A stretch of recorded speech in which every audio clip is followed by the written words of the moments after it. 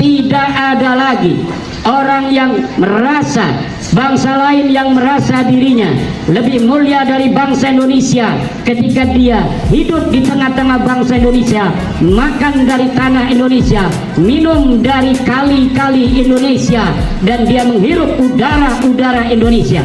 Bangsa Indonesia harus menjadi raja di tanahnya sendiri. Bangsa Indonesia harus menjadi tuan di tanahnya sendiri.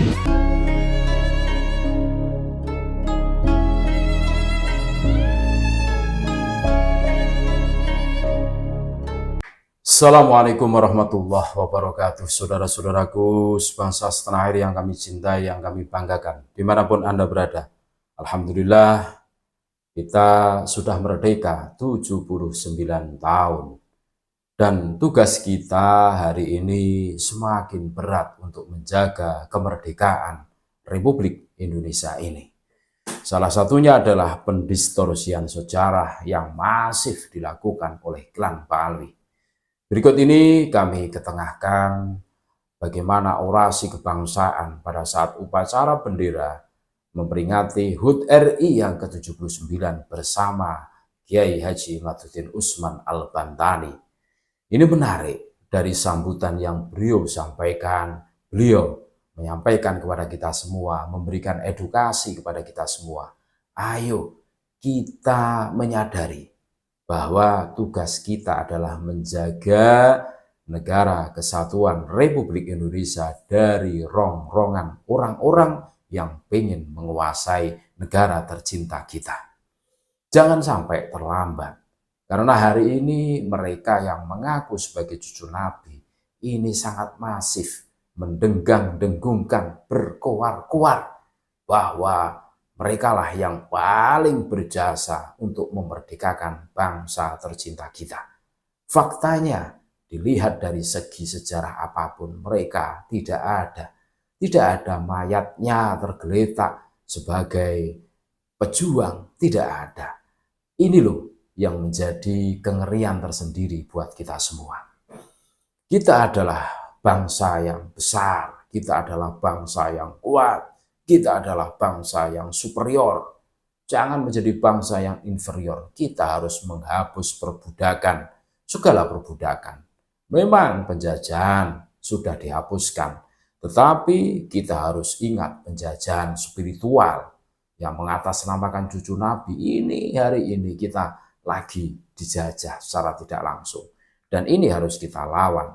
Jangan sampai kita tercekoki oleh doktrin-doktrin halu yang masif dihembuskan oleh mereka. Kalau ente tidak percaya dengan Khabib Dzurriyyah Nabi, ente akan kualat dan ente akan tidak mendapatkan syafaat. Contoh seperti itu. Dan ini yang harus kita lawan.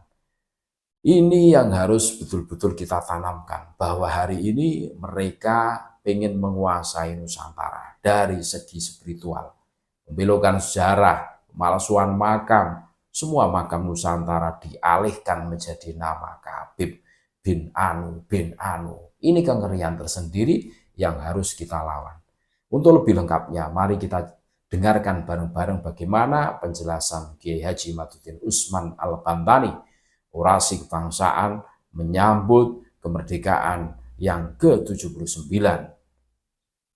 Kita harus lebih mantap, lebih yakin bahwa Kiai Haji Imaduddin Usman adalah pejuang yang membebaskan kita dari belenggu spiritual yang dilakukan oleh oknum-oknum Bani Pak Alwi.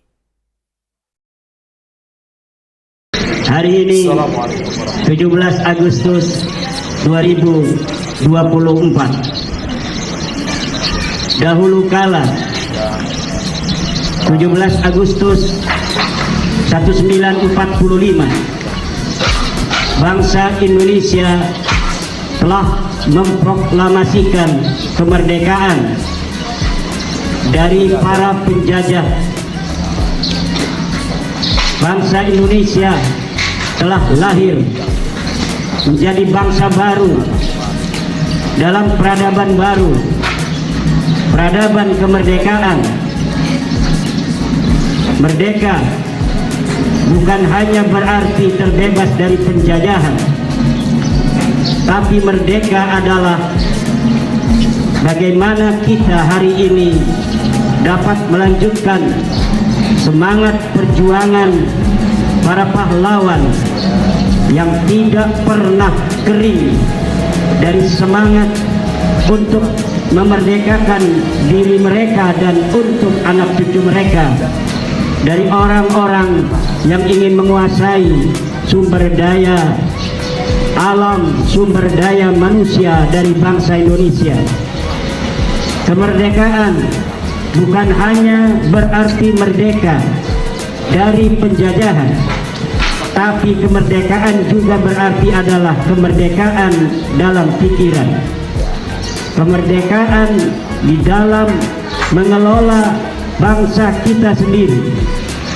Kemerdekaan bukan berarti kita hidup tanpa aturan, tapi kemerdekaan berarti kita hidup dalam aturan yang kita buat sendiri, bukan dibuat oleh penjajah-penjajah asing. Kemerdekaan bukan hanya berarti kemerdekaan raga kita dari penjajah, tapi kemerdekaan juga berarti kemerdekaan mental kita dari setiap mental terjajah. Hapuskan mental terjajah dari kalian. Hapuskan mental inlander. Hapuskan mental perbudakan. Mental budak yang ada di hati bangsa Indonesia harus dihapuskan agar bangsa Indonesia memiliki jati dirinya sebagai bangsa yang besar, bangsa yang telah teruji peradabannya ribuan tahun yang silam.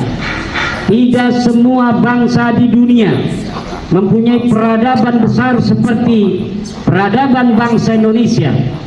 Borobudur adalah saksi, Prambanan adalah saksi, Roro Jonggrang adalah saksi. Mongol yang mampu mengalahkan peradaban Mesopotamia, yang mampu mengalahkan 2/3 dunia, tetapi ketika menghadapi bangsa Indonesia, Mongol terkalahkan oleh bangsa Nusantara. Bangsa Indonesia bangsa yang kuat, bangsa Indonesia bangsa yang mulia, bangsa yang terlahir dari para pejuang-pejuang. Tidak boleh dalam diri bangsa Indonesia ada perasaan bahwa dirinya lebih rendah dari orang lain, dari bangsa lain. Apalagi bangsa lain itu makan dan minum dari tanah leluhur kita sendiri. Hari ini 17 Agustus 2024 kita proklamasikan di dalam diri kita bangsa bahwa tidak ada lagi orang yang merasa, bangsa lain yang merasa dirinya lebih mulia dari bangsa Indonesia ketika dia hidup di tengah-tengah bangsa Indonesia, makan dari tanah Indonesia, minum dari kali-kali Indonesia, dan dia menghirup udara-udara Indonesia.